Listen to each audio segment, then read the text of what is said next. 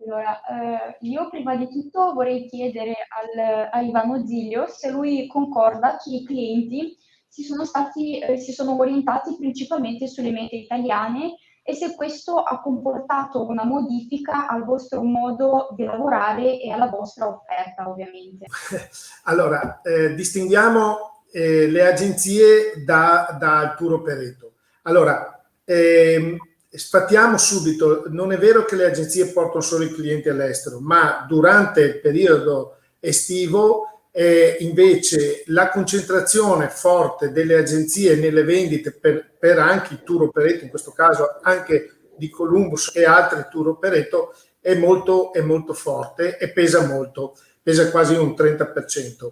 Diciamo che il fatto di stare in Italia è stato naturale. L'anno scorso i clienti avevano paura e si affidavano ancora di più a noi, al concetto. Quest'anno invece i clienti si sono fatti più forti, un po' perché c'è il discorso che tanti sono vaccinati, un po' perché magari hanno fatto i tamponi, eccetera, per cui è stato un po' così, anche un po' fai da te.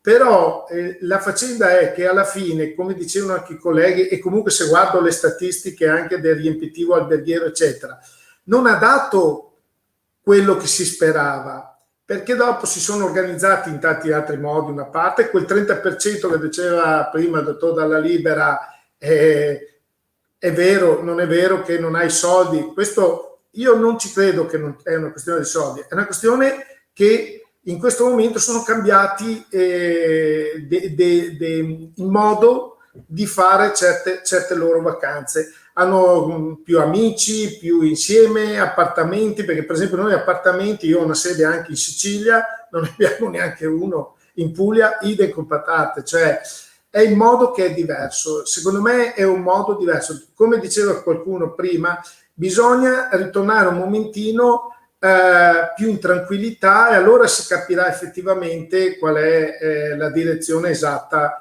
che prenderà. Comunque ci sarà un grosso cambiamento, lo vediamo dai nostri portali online che rispetto al 2019 abbiamo avuto un incremento pari al 50%, per cui una cosa che ci sarebbero voluti anni per fare questo. Invece il fatto di comprare online è stata una spinta enorme stare a casa, in cassa integrazione, in smart working, eccetera.